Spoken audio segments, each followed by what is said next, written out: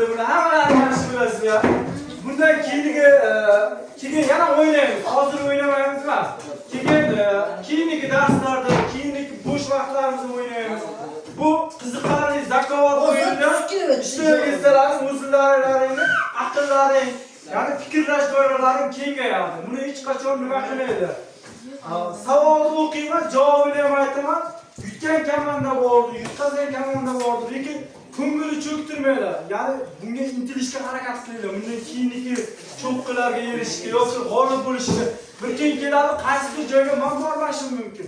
Qaysi bir ustozlaring kelib o'g'iradi, sizlarni musobaqalarga olishadi. Zakovatgami, boshqagami shunga bir chaqqonroq bo'lishga degan harakatda mana shu narsani tashkil qildim. Zakovat tashkil qilib oldin ham qilganman. Endi qiziqmaslik sizlarning fikrlaringizda. Bunga hamisha tayyor turinglar, hamma narsaga tayyor turinglar.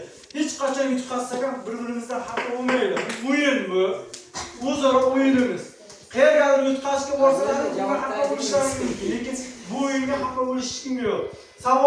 Savolni o'qiyman, javobini ham aytib o'taman.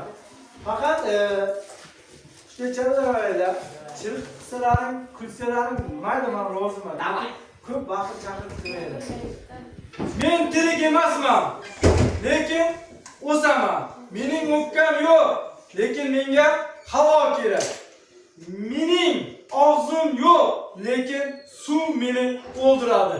Diqqat savol, men nimaman degan savolning javobi olavering.